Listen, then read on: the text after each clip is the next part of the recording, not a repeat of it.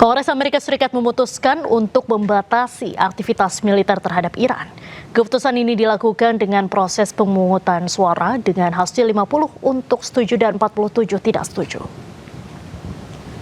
Setelah melewati proses pemungutan suara, Kongres Amerika Serikat akhirnya memutuskan untuk membatasi aktivitas militer terhadap Iran. Hal ini terjadi setelah Pentagon mengakui bahwa perang Amerika dengan Iran telah menelan biaya 29 miliar dolar Amerika Serikat dan lokasi rudal Iran masih 90% beroperasi. Dari hasil pemungutan suara, sebanyak 50 menyatakan setuju, sementara 47 menyatakan menolak.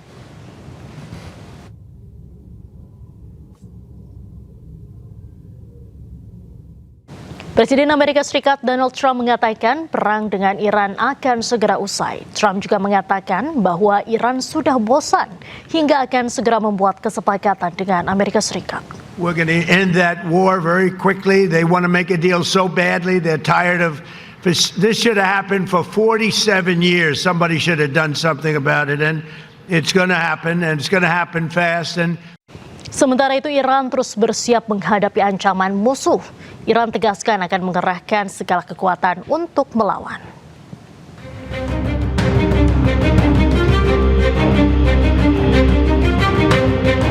Iran tengah bersiap menghadapi serangan musuh. Terbaru, Iran merilis video peluncuran rudal yang diunggah di akun media sosial Iran Military.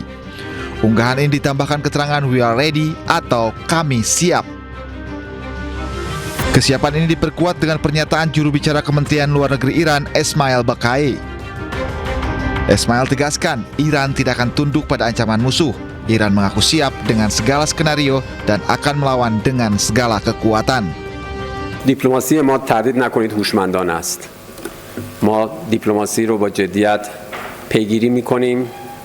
در این حال قرار نیست ما مقهور رفتارهای ضد و نقیض و تهدیدهای طرفهای مقابل بشیم. ما با تمام توان برای هر سناریویی آماده هستیم و همونطور که در این 40 روز نیروهای مسلح ما نشون دادن، در صورت هر اقدام دیوانه‌باری حتما با تمام توان پاسخ خواهیم داد و این رو من به شما اطمینان میدم که حتما نیروهای مسلح ما هم سورپرایزهای جدیدی برای دشمن خواهند داشت. Iran juga telah melakukan latihan perang selama 5 hari berturut di wilayah Teheran. Latihan ini meliputi serangan drone dan latihan pertahanan di darat untuk mencegah musuh yang akan mencoba memasuki wilayah Iran.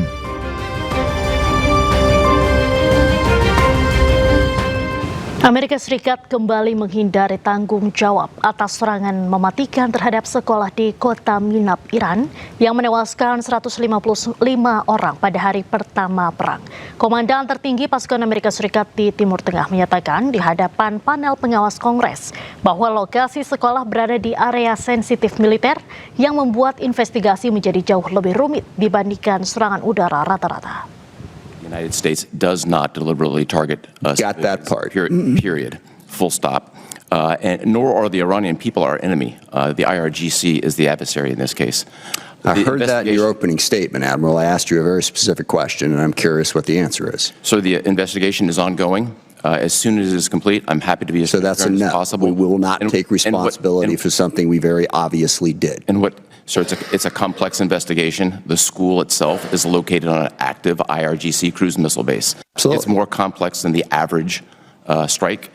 As soon as we're complete, I'm fully committed to transparency, given your important oversight role and the other members here. Kembali memamerkan drone miliknya melalui parade. 3 drone dipamerkan pada malam hari di kota Islamshar. Rekaman video memperlihatkan 3 drone Iran di tengah kerumunan warga. Parade dilangsungkan pada malam hari di kota Islamshar, Iran. Warga berkumpul di sepanjang jalan sambil membawa bendera Iran, menyaksikan iring-iringan drone melintasi pusat kota. Aksi ini dinilai sebagai momen Iran unjuk kekuatan militer di tengah konflik yang terus memanas.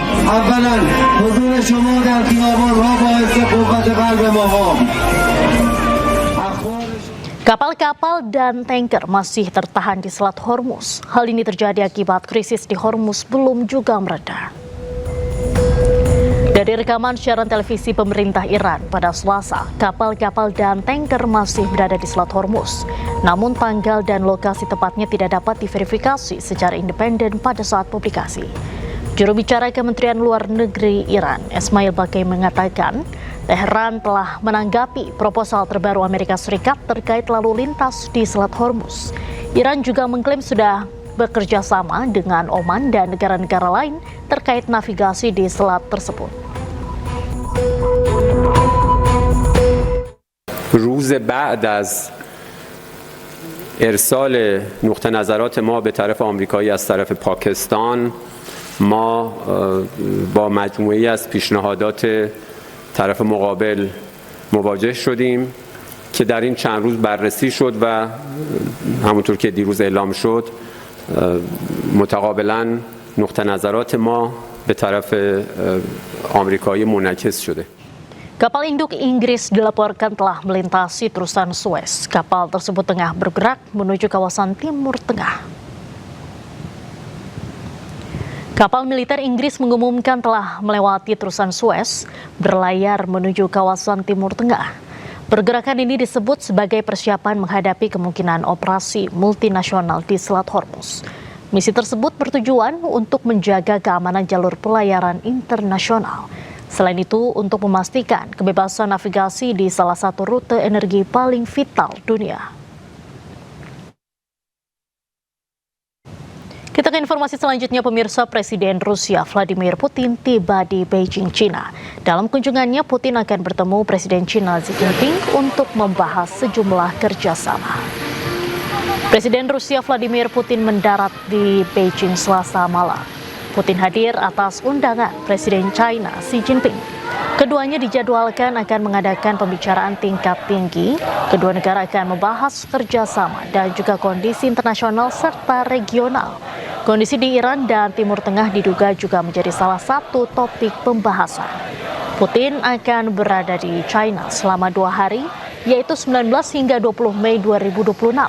Selain bertemu dengan Presiden China, Putin juga dijadwalkan untuk bertemu dengan Perdana Menteri China Li Qiang. Pertemuan ini menandai peringatan ke-30 kerjasama antar dua negara.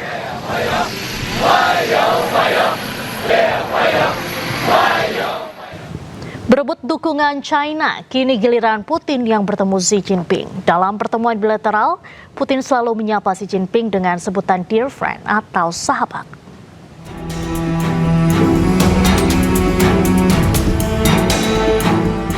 Seperti berada di atas angin, setelah Iran dan Amerika, kini giliran Rusia melakukan lawatan kenegaraan ke China. Kremlin umumkan lawatan mereka tak lama setelah Trump kembali ke Amerika usai lawatan ke China.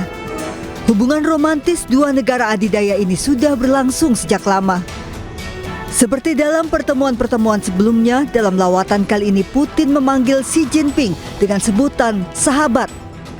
Jika Amerika berkunjung ke China, Putin justru menyebut lawatannya atas undangan China. Большое спасибо, уважаемый господин Си Цзиньпинь, уважаемые коллеги, друзья. Прежде всего, позвольте поблагодарить вас и всех китайских друзей за теплый прием, за приглашение, за оказанное гостеприимство. Sambutan Putin seolah menjadi sinyal adanya perbedaan perlakuan yang istimewa pada Putin dibandingkan Trump. Terlebih insiden kursi Trump yang terlibat lebih kecil membuat media dan publik berspekulasi. Kebijakan luar negeri Trump selama ini yang kerap memusuhi Rusia dan China membuat hubungan keduanya makin dekat. Terlebih di tengah meningkatnya ketegangan Rusia dan Ukraina serta gangguan Amerika Israel di Iran. Pertemuan tatap muka Putin dan Xi Jinping ini yang kedua kalinya kurang dari setahun, bertepatan dengan peringatan 25 tahun perjanjian persahabatan kerjasama bertetangga Rusia-China. Sebelum Trump dan Putin, Menteri Luar Negeri Iran Abbas Araghchi terlebih dulu berkunjung ke China. Pertemuan tersebut salah satunya membicarakan penyelesaian perang antara Iran dengan Amerika Serikat dan Israel. Israel tak henti-hentinya membombardir Palestina meski korban tewas telah mencapai 72.769 orang. Informasi selengkapnya kami hadirkan usai jeda, tetaplah di Ayu Sore.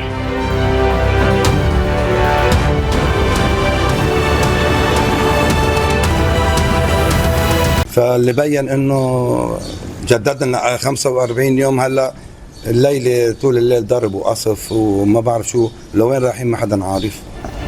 Rencananya putaran keempat pembicaraan perdamaian akan berlangsung di Departemen Luar Negeri AS tanggal 2 hingga 3 Juni mendatang.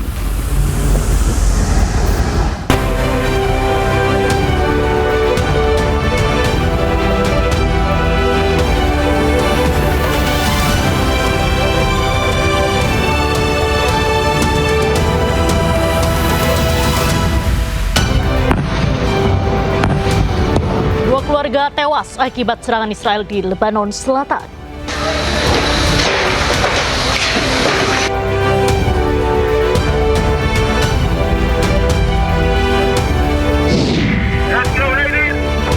Israel kembali menyita 2 kapal Global Sumut Flotilla sekitar 159 mil dari Laut Gaza.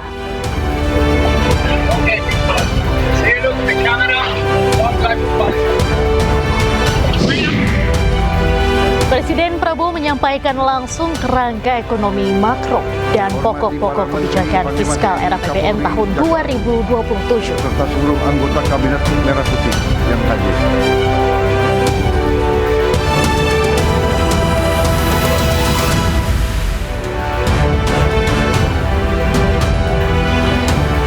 Selamat sore pemirsa, demikian tadi berita pilihan Ayu Sore bersama saya Diandra Mukni. Kita awali Ayu Sore hari ini dengan informasi genosida Israel tak hanya di Gaza, Palestina. Kini berlanjut ke selatan Lebanon.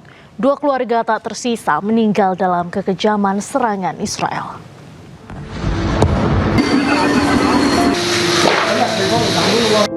Dua keluarga ini meninggal. Tak ada satupun anggota keluarga yang meratapi kepergian mereka. Dalam sehari, 10 orang dari 2 keluarga di 2 wilayah berbeda ini meninggal akibat serangan Israel, tak menyisakan satupun anggota keluarga yang selamat. Pasutri Ala Dibo dan Zahra Najdi meninggal bersama 3 buah hati mereka akibat serangan militer Israel ke rumah mereka di Deir Kanon El Nahar di Lebanon Selatan. Sementara Safia Badreddin, wanita disabilitas ini bersama seluruh keluarganya juga meninggal akibat serangan Israel ke rumah mereka di Kfar Sis, Lebanon Selatan. Tanpa ampun, kawasan perumahan di Lebanon Selatan terus dikepung Israel. Serangan keji Israel menargetkan rumah-rumah warga tak berdosa di Lebanon Selatan. Israel selalu berdalih telah memerintahkan warga sipil mengungsi sebelum mereka membombardir Lebanon Selatan.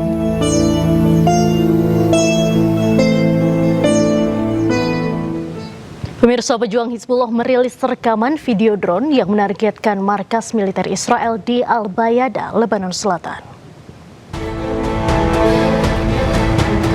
Drone Hizbullah memetakan letak sejumlah markas militer Israel yang menduduki Lebanon Selatan. Hizbullah mengklaim ini adalah operasi yang menargetkan markas besar Brigade ke-226 Israel di kota Bayada, Lebanon. Rekaman memperlihatkan saat drone menyerang kendaraan-kendaraan milik tentara Israel. Drone juga menyerang militer Israel yang tengah bersiap menyerang dengan senjata di pelatungnya.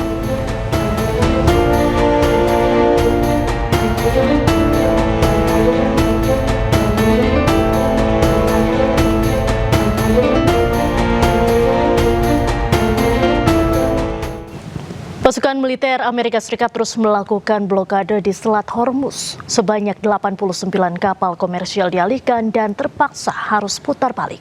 Blokade ini menghentikan arus perdagangan yang masuk dan keluar dari pelabuhan-pelabuhan Iran.